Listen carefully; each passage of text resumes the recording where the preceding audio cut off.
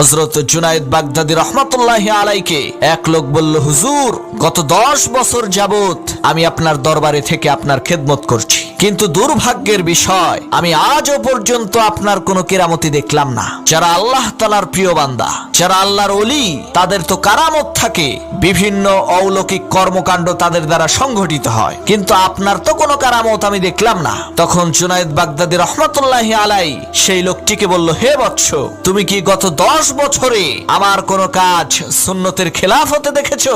সেই লোক বলল, না, তা তো দেখি নাই। তখন জুনায়েদ বাগদাদী রাহমাতুল্লাহি আলাই বললেন, এর চাইতে বড় কারামত আর কি দেখতে চাও, যে একজন লোক 10 বছরের মধ্যে একটা কাজও নবীজির সুন্নতের পরিপন্থী করেনি। সুবহানাল্লাহ, কত বড় আল্লাহর ওলি, 10 বছরে একটা সুন্নত তার বাদ যায়নি। আহারে, আর আমরা প্রতিনিয়ত প্রত্যেক দিন নবীজির শত শত সুন্নতকে জবাই করছি। আল্লাহ আমাদেরকে ক্ষমা করুক।